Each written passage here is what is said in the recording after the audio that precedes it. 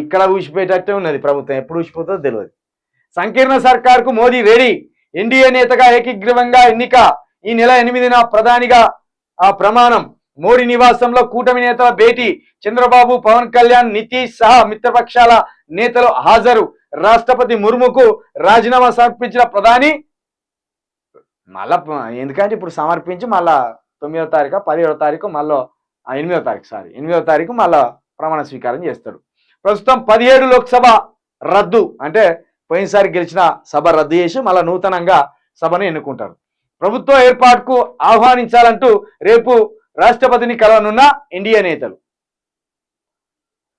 ఇక్కడ కూర్చున్నారు చూడ, ఈయనేమో ఏక్నాథ్ షిండే.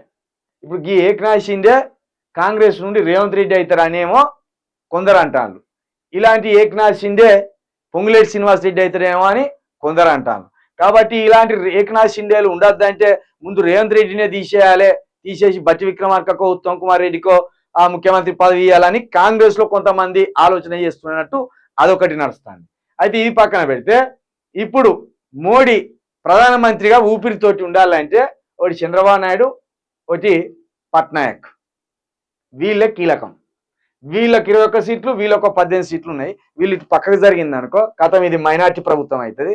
మైనార్టీ ప్రభుత్వం అయిన రోజు వీళ్ళు కాంగ్రెసా లేకపోతే ఇంకో కూటమి కట్టి, ప్రాంతీయ పార్టీలకు ఎక్కువ సీట్లు వచ్చినాయి బాగానే, ప్రాంతీయ పార్టీలు అన్నీ ఒక జట్టు కట్టి మనమే అధికారంలోకి వద్దాం రాబాయ్ అనుకుంటారా, అదొక ఆలోచన ఉన్నది. కాబట్టి ఈ సర్కారు కూడా మరి కొసలుతుందా 5 సంవత్సరాలు తెలిసేటట్లేదు.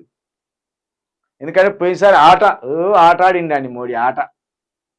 నేను దేవదూతను అంటే కాదు, ఏమైంది దేవదూతను ఏం చేసిన ప్రజలు, ఉత్తరప్రదేశ్ ప్రజలు ఈ దేవదూత కాదు రాక్షస దూత అని ఎలాగొచ్చిందా?